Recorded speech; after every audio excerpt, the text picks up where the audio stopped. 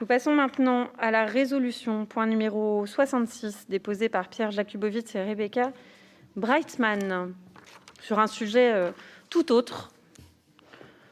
On vous écoute. Défendre l'universalisme républicain dans l'ensemble des politiques municipales. Face à la montée des extrêmes et des tensions dans le débat public, la défense et la promotion des valeurs de la République et de leur universalisme à toutes les échelles de l'action publique est plus que jamais une nécessité absolue.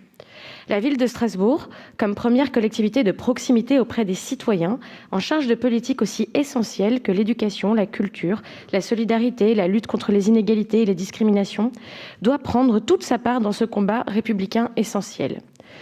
De même que nous n'avons le droit à aucune compromission ou faiblesse vis-à-vis des thèses racistes, antisémites ou discriminatoires, quelles qu'elles soient, nous ne pouvons en aucun cas tolérer les atteintes au pacte républicain et à son universalisme véhiculé par les tenants du déterminisme, tels que le wokisme, qui prônent les réunions en non-mixité raciale ou de genre.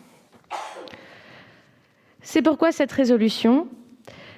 par cette résolution, le Conseil municipal de Strasbourg s'engage à ne soutenir aucune structure ou aucune manifestation ou aucune politique faisant la promotion de l'idéologie dite woke en acceptant la non-mixité, considérant qu'elle porte une atteinte durable à l'universalisme, fondement premier des valeurs de la République, dont nous devons être les défenseurs et les garants.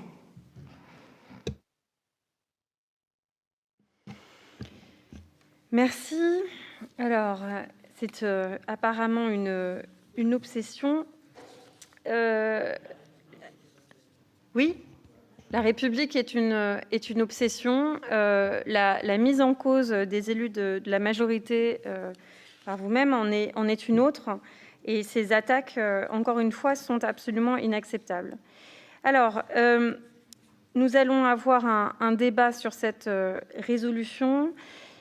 Pour autant, avant que nous puissions débattre du contenu de celle-ci, j'aurais aimé que vous puissiez peut-être préciser un terme qui apparaît plusieurs fois et qui m'apparaît assez flou. Donc, je voudrais que vous puissiez définir le terme de wokisme et d'idéologie dite woke. Voilà, je vous laisse donc la parole pour que nous puissions avoir un débat éclairé.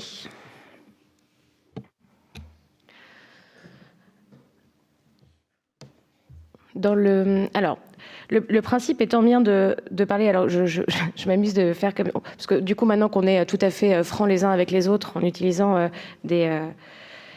des tours de passe-passe pour dire qu'on n'a pas été impoli, mais qu'on est quand même impoli. Mais bon, on va faire comme si personne n'avait suivi quels étaient les débats autour du wokisme sur la scène nationale et médiatique.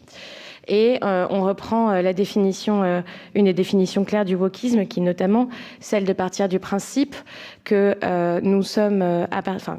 c'était un peu d'ailleurs la théorie que M. Hofstede avait essayé de nous défendre, de vouloir organiser des réunions en non-mixité, considérant qu'il n'est pas possible de pouvoir parler d'un sujet de société ou de valeur uniquement parce que on est un homme, on est une femme, on est hétérosexuel ou non, on a une vision un peu formée par ce qu'on appelle, enfin moi ce que j'appellerais moi du déterminisme social, c'est-à-dire qu'en fait nous ne sommes que ce que nous sommes, de la façon dont nous sommes nés, et qu'aucune autre ouverture d'esprit ou, d'ailleurs on le voit dans cet hémicycle par moment, possibilité de débattre et d'échanger, parce que justement nous avons des points de vue différents, enfin que cette confrontation de points de vue deviendrait un problème démocratique.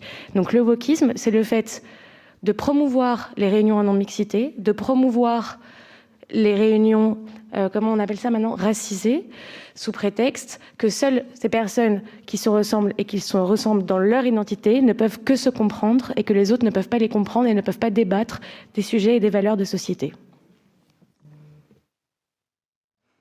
D'accord. Donc, très bien. Je ne suis pas sûre qu'il s'agisse d'une définition officielle, si tant est qu'il y en ait. Je ne crois pas d'ailleurs qu'il y ait beaucoup de Françaises et de Français qui connaissent véritablement ce terme.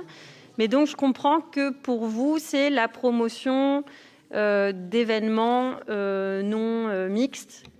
c'est l'antithèse de ce qu'est l'universalisme. C'est l'antithèse que de considérer que nous pouvons finalement tous débattre, peu importe qui nous sommes et comment nous sommes et ce que nous sommes, que finalement tout sujet peut être débattu collégialement et que si à partir d'un moment où, en l'occurrence, si je reprends la résolution, une collectivité, donc avec de l'argent public, souhaite organiser des événements ou promouvoir des événements qui entraîneraient l'exclusion d'une partie de la société sous prétexte qu'elle... vous pouvez considérer que je vous raconte que du bullshit, comme monsieur le premier adjoint le dirait, mais à un moment donné, est-ce que vous serez d'accord juste pour débattre, pour échanger?